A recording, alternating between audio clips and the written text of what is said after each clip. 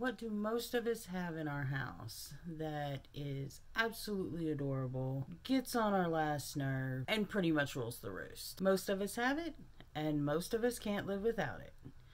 If you want to find out more, stick around. Hello everyone, and welcome back to my channel. For those of you who are new, my name is Jennifer Etherton. I am the founder, notary public, and loan signing agent for Moonlight Mobile Notary here in Fishers, Indiana. I create videos that encompass the notary community, what it's like to be a notary, what to expect when a notary comes to your house, and different tips and tricks that will make your life and ours much easier. So if you are interested in this type of content, don't forget to subscribe and hit the notification bell so you are alerted every time I upload a video.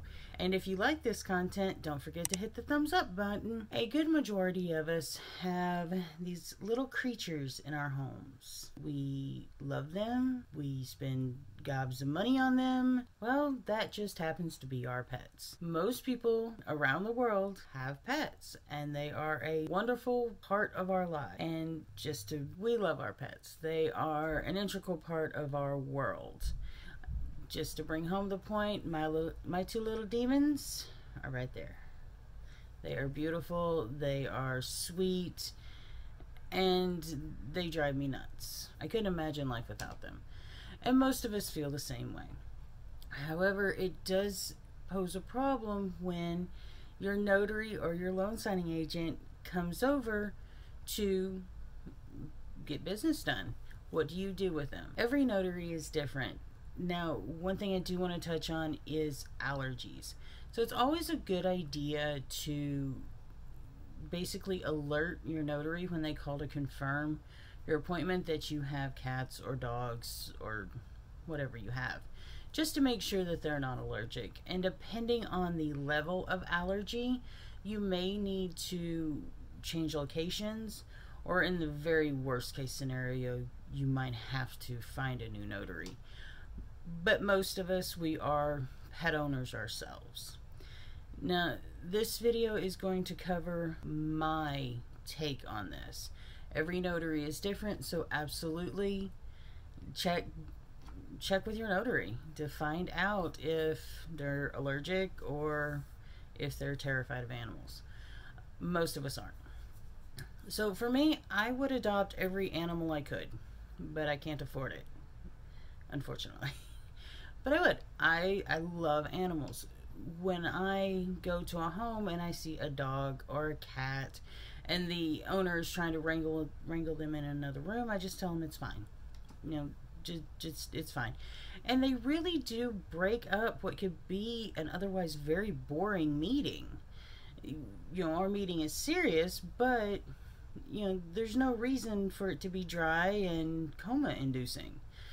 So they really do just break up the monotony. For this video, I will be focusing more on cats and dogs. That's what I run into the most. They usually have the run of the house, and that's perfectly fine. I'll start with cats. Cats are pretty easy as long as their temperament is mellow, or they will mellow out. They're no problem. I've been on signings, especially mortgage closures, where we have a big stack of papers and pens are moving, and kittens hop up and they play with the papers and they attack the pens, and it's actually quite funny, and just, it's amazing. It's so hilarious. It does slow down the meeting, but I mean, come on, it's funny and it's cute. Older cats, they know when you want to pay attention to something, so they'll just lay across the paperwork. I have cats, so I've learned just to ignore them and to work around them, and most notaries will. So don't stress out about that. Dogs, on the other hand, it really does depend, just like cats, on their temperament.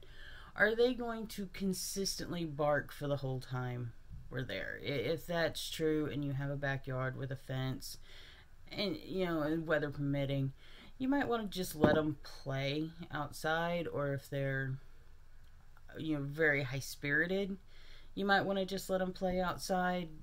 But if You know, they're excited in the beginning, but they'll calm down and very sweet.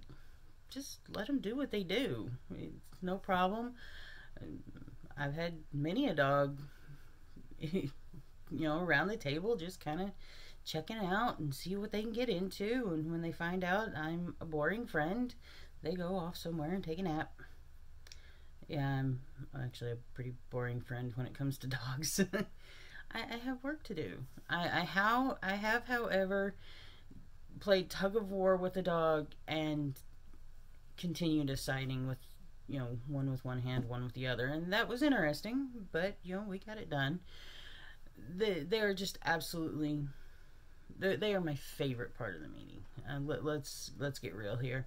The pets they're absolutely my favorite part. Dogs, especially big dogs, if they can be aggressive or they don't know their own strength, it might be better to, you know, take them out of the situation. One, I don't want to stress them out, and two, I really don't want to be bit. Aggressive breeds. Now, this is a subject that drives me nuts. I am one of those people who don't believe there are bad animals. I believe there are bad owners. And I do not fear what people would call aggressive breeds. The Rottweilers, the Dobermans, the German Shepherds, the Chow Chows. They are beautiful, beautiful animals. Pit bulls, especially pit bulls, are beautiful. I've owned most of them. I've owned Rottweilers, I've owned German Shepherds, I've had a Chow Chow, and usually they are the sweetest dogs around, and half the time they are afraid of their own shadow. So, no, I'm not afraid of them. I absolutely love them. I will pet them. I will play with them as much as I can. The key is, you know your animals. If they are going to be fine, then just let them be in their house. This is your house and this is their house. I am the guest. So they have just as much right to be wherever they want to be as you do. And that's usually my stance.